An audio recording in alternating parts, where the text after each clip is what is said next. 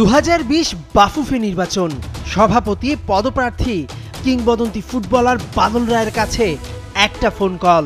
Salman F Rahman সেই phone কলে দেন সরাসরি হুমকি। বাফুফে নির্বাচন থেকে সরে দাঁড়ান, আপার নির্দেশ। বাকিটা সবার জানা। ফাঁকা মাঠে গোল দিয়ে কাজী সালাউদ্দিন টানা চতুর্থবার বাফুফের সভাপতি। দেশের ফুটবলের 12টা বাজানোর পরও টানা পঞ্চমবারের মতো নির্বাচনের প্রস্তুতি নিচ্ছেন তিনি।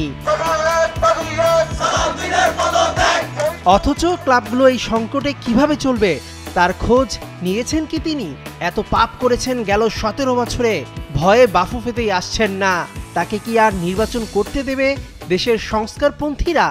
গত 15 বছর ধরে আমরা যদি 2008-এর পর থেকে শুরু করি, তাহলে আজ পর্যন্ত আমরা 2010-এ যে সাফ গেমসে গোল্ড মেডেল পেয়েছিলাম, তারপর থেকে কিন্তু বাংলাদেশের ফুটবলের অবনমন শুরু হয়েছে। এবং তার ধারাবাহিকতাটাকে আমরা আসলে এমনভাবে ব্যাখ্যা করতে পারি যে কাজী সালাউদ্দিন সাহেব যেদিন থেকে দায়িত্ব নিয়েছেন, সেদিন থেকেই আমার কাছে মনে হয়েছে যে ফুটবলের অধপতন শুরু হয়েছে। এবং এটি নিয়ে আমরা বিভিন্ন টক শো এবং আমাদের যারা ক্রীড়াঙ্গনের যারা ক্রীড়া সংগঠক, তাদেরকে তিনি বাদ দিয়ে মাঠের যারা ক্রীড়া সংগঠক, যারা মাঠের কাজ করেন, তাদেরকে বাদ দিয়ে তিনি টোটালি বাংলাদেশ ফুটবল ফেডারেশনকে একটি দলীয়করণ ফেডারেশন করে ফেলেছিলেন, যার পরিপ্রেক্ষিতে বাংলাদেশের ফুটবলের যে অবনমন এবং যে অধপতন হয়েছে সেটা এখন পর্যন্ত ধারাবাহিক রয়েছে। তা আমি বিশ্বাস করি যে বাংলাদেশ যেহেতু স্বৈরাচার মুক্ত হয়েছে, বাংলাদেশ নতুনভাবে স্বাধীন হয়েছে, এবং আমি আশা ব্যক্ত করছি এবং আমি কাজী সালাউদ্দিন সহ যারা আমাদের ফুটবল ফেডারেশনে দায়িত্বরত রয়েছেন, যারা এখনও স্বইচ্ছায় পদত্যাগ করেন নাই, আমার মনে হয় তাদের যদি ন্যূনতম কমন সেন্স থাকে তাহলে তাদের পদত্যাগ করা উচিত। সেক্ষেত্রে দেশের ফুটবল উন্নয়নের জন্য আপনি কি বাফুফের সভাপতি পদে নির্বাচন করার ইচ্ছে আছে কিনা আপনার?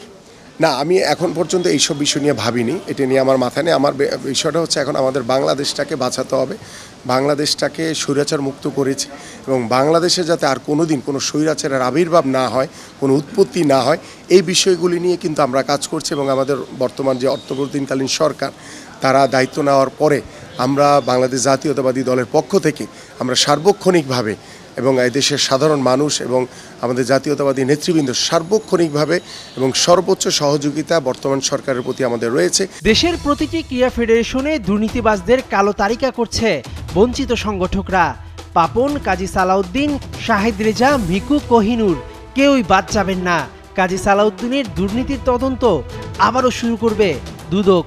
স্পোর্টসকে যাতে আর কখনোই আমরা রাজনীতিকরণ করতে না পারি, দলীয়করণ করতে না পারি। এবং আমি বিশ্বাস করি আল্লাহ যদি আমাদেরকে দায়িত্বভার দেয় বা আল্লাহ যদি আমাদেরকে কবুল করে, আমরা যদি ক্ষমতায় আসি, আমরা কখনোই এই স্পোর্টসকে আর কোনো দিন দলীয়করণ করব না। এটা আমি ওয়াদা করতে পারি এবং আমি গ্যারান্টি দিচ্ছি যে আওয়ামী লীগ যে ভুলগুলি করেছে, আমরা এই ধরনের কোনো ন্যূনতম ভুল করব না। এবং আমরা চাবো যারা মাঠের লোক, যারা যোগ্য, যারা কাজ করবে, তাদেরকে দিয়ে আমরা যাতে ক্রীড়া ফেডারেশনগুলি এবং বাংলাদেশের ক্রীড়াঙ্গনের যাতে ডেভেলপমেন্ট করতে পারি। আপনার কাছে কি মনে হয় যে আসলে ক্রিকেট, ফুটবল বাইরে যে খেলাগুলো আছে, যেগুলো আসলে অলিম্পিক বেসড, সেগুলোতে ভালো করার জন্য আমাদের কি প্রয়োজন? দেখেছি যে আমি যখন প্লেয়ার ছিলাম যে আমরা অবকাঠামোর দিকে বেশি নজর দিয়েছে, বাট আমাদের বাংলাদেশের স্পোর্টসকে এগিয়ে নেওয়ার জন্য মূল হাতিয়ার বা মূল শক্তি হচ্ছে কিন্তু খেলোয়াড়রা। তো সেই খেলোয়াড়দেরকে কিন্তু আমরা সবসময় একটু সুবিধা বঞ্চিত রেখেছি।